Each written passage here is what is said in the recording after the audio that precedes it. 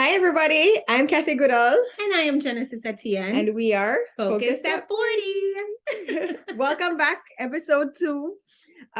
Season 2. I can't believe we've been gone for so long, but we're so happy to be back with you. I am Kathy Goodall. I am a leadership and growth coach. I am a marketing strategist. I am a sociologist. I am a people developer. Good for you. I love that term. I love that. And I am Genesis Etienne. I am a licensed mental health counselor. I am a sociologist as well, a marriage and family therapist, and a mom, among other things that we are all kind of juggling all the time at different times in our lives. But yes, definitely welcome back to season 2. We're really excited. As we kind of stated in the introduction, we took the last few months to kind of like develop ourselves, develop our careers, move, summer, kids, and we are definitely back. And we are back, and we are excited because today's topic, which is manifestation, has everything to do with what the last few months have looked like, right? Getting to this point today and starting season 2 took work, right? We didn't just take off time. It took work, it took intentionality, and it took, clarifying a goal and going after that thing. And so that's what we're talking about today. Yeah. So during the last couple of months, we've taken the time to reflect on the things that we've done. So this is something that we recommend. Think about the things that you've accomplished, because I think a lot of the time we focus so much on the things that we don't get done. It's true. That we forget to acknowledge the things that we have actually accomplished. And by doing that, it helps us to reinforce our accomplishments. It helps us to reinforce the positive energy that we need in order to accomplish new things. Correct. So the first thing that we did is we took the time to reflect on the things that worked.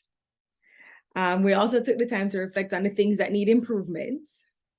And we took the time to think about the things that we just need to let go of. Absolutely. Yeah. What did you let go of? Have you absolutely. I've let go of projects that didn't serve me anymore. I've let go of clients that I didn't, and not only that didn't serve me anymore, but I didn't think I could serve anymore. That's important to be able to recognize both of those things. Yeah, somebody said something to me just this weekend that was left an impression on me. Was when she said I didn't feel like I was able to give of my best anymore, or maybe my best wasn't good enough for the role that I was in, and so I thought it was best to walk away.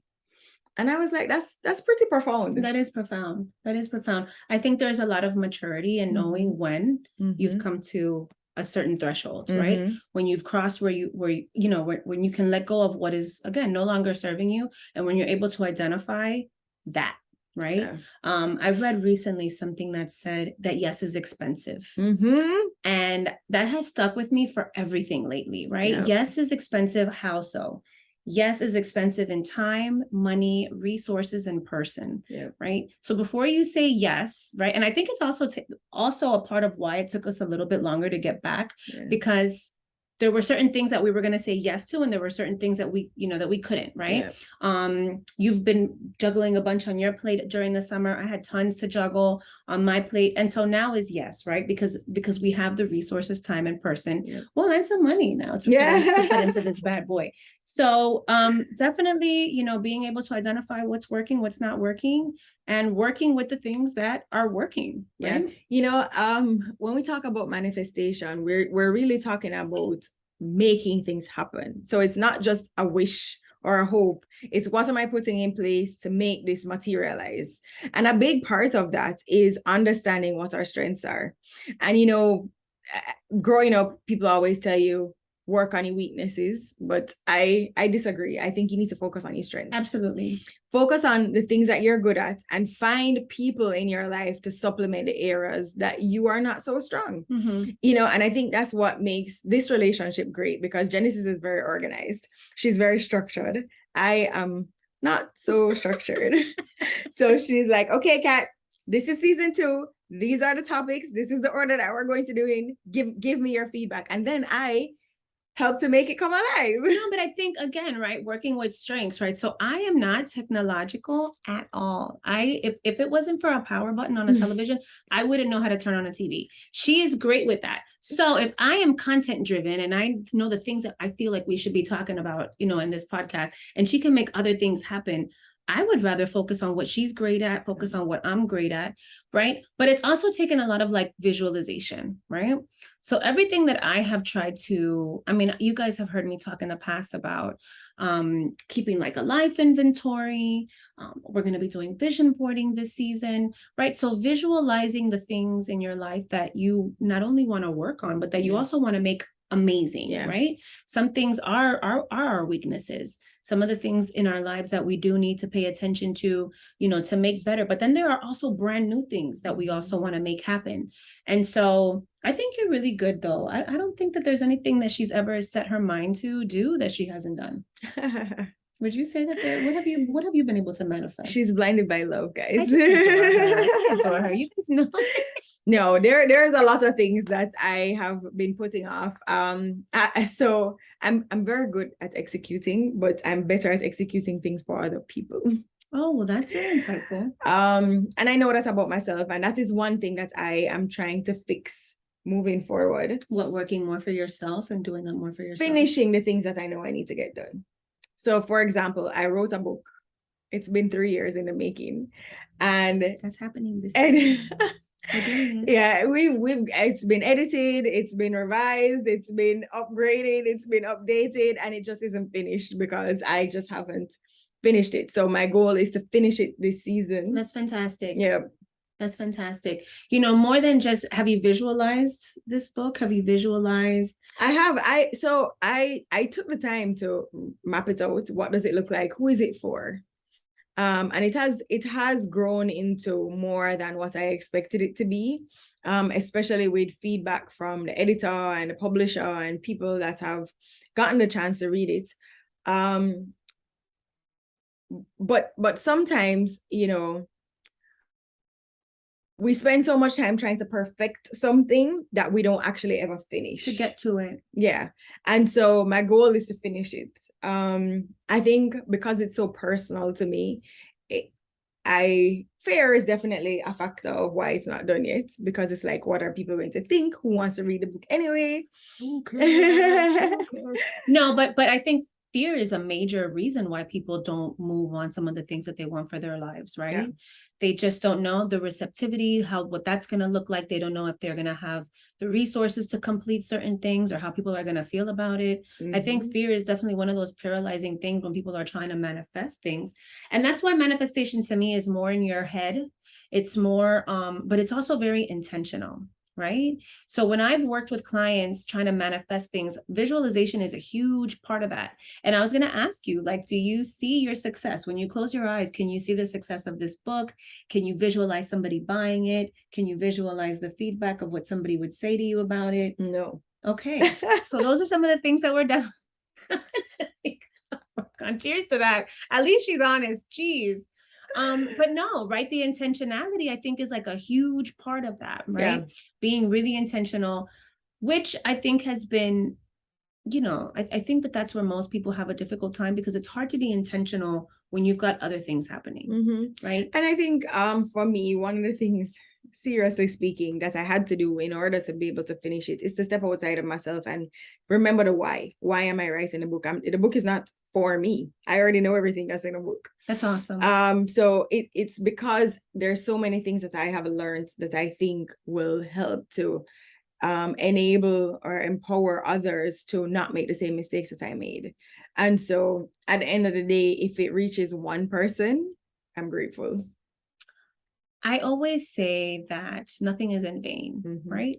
Every idea, from us having the idea of Focused at 40, Catherine wanting to have a certain relationship, me wanting to have a certain children or have my house look a certain way, right? All of the things that we have in our minds, I believe, are placed there, right? Nothing is in vain. We don't just happen to have these ideas and happen to want these things. I personally believe that they're a part of like our purpose, right? They're seeds that we can work on. And I think, one of the things that I've said, and I say it all the time in my practice, is that depression is oftentimes the results of unrealized potential. Yes. When people don't do the things that they want in their lives, when people have a dream that they can't go after, that they don't go after, those are, it leaves a residue of an incompleteness, or of not being able to do the things that you were really meant to do while you're here, right? And so I think that when we're able to manifest things, it's not in vain. That is God's gift to us, to be able to go out into the world and to give the world this gift of whatever that thing is, whether it's a podcast or whether it's a book, right? Whether it's a child, whether it's a home. Those things left unrealized often leave us in a state of sadness or personal turmoil. Do you feel like any type of grief or any type of way about not completing your book so far? Absolutely. Yeah, constantly. And so we talk about manifestation. We talked about the need for manifestation and why it's important, the ability to visualize the end results and the impact. But what are some different ways that we can manifest? Well, I personally, again, right? So starting with an idea and then visualizing that, right? An intentional visualization, right? How do those things look? How much time do I spend thinking about the things that I want for myself? Am I writing them down? Are they on some type of a reminder space? And am I doing the steps, right? I know that sometimes we have big dreams. So I have big dreams, and sometimes I feel like that's just not going to happen for me. But if I break that big dream into smaller steps, it's usually easier for me to be able, right, to digest those smaller steps, even if they're really, really tiny steps. Absolutely. Even this summer, we just came up with, well, how do we want the next thing to go? And it was literally like, all right, let's come up with content. All right, now let's do this. Now let's do this. And I feel like now we're at a place where we're ready, And so that in and of itself, but in the background, I've always had this giant dream about what Focus Step 40 can be and how we plan on manifesting that. Yeah.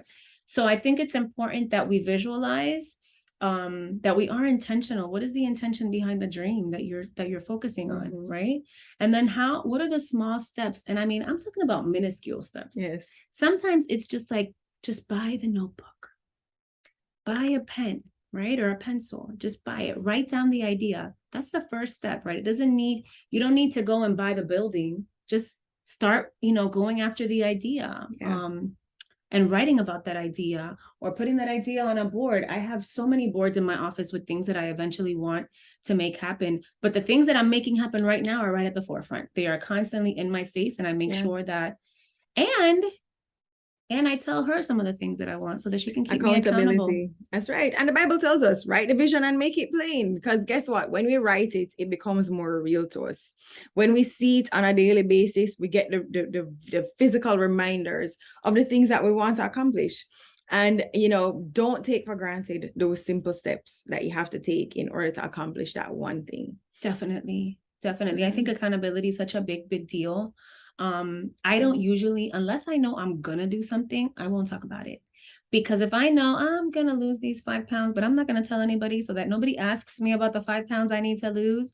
But if I say to her, hey, listen, I'm gonna write a book. Yeah. She's going to ask me about that book. Put a team around you, people who really are concerned with the things that you want in your life. Yeah. I wouldn't tell everybody what you're trying to manifest because, there are some wicked people in the world, right? But definitely count on a few people who are going to hold your hand through what it is that you're looking to do, because that's important, right? Support, a community, it takes a village in more than one ways. So that's at least the beginning parts of manifestation. And if you're not a writer, I know that there are some people who are really bad at writing. Affirmations every day, draw it if you're a drawer or, or an artist. What are some of the things that you want? I had a girlfriend who did she couldn't write. She wasn't a writer. She couldn't get herself to do that, but she was a painter and she painted everything that she wanted on a giant wall in her room. And every day she would walk in, and you know what? A few years later, when she went to go paint her house again, most of the things that she had on her wall had been done. So Absolutely. there are other ways that you can go about it that kind of, you know, that work with your learning method, and with your manifestation method. I think that there's multiple ways that we can do that. Absolutely. So guys, recap. Think about it, visualize it, write it down.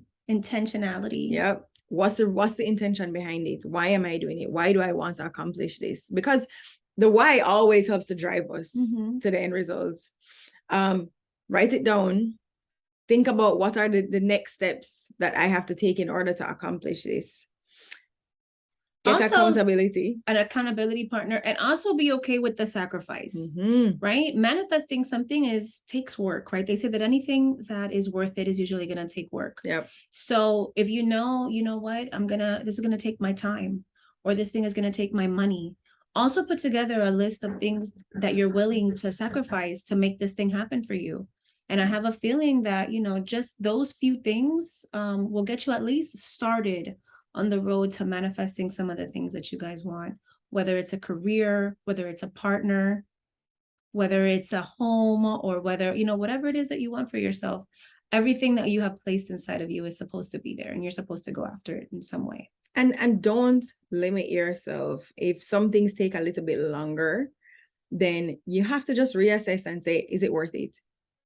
Is it worth it? Or is there something that I should be doing or could be doing differently to help it to manifest sooner? Definitely. Yeah. So look out for some of the resources that we have. We're going to be sharing resources on our website, focus.40.com. You can follow us on all of our platforms at focus.40, and we will catch you next episode. Yes.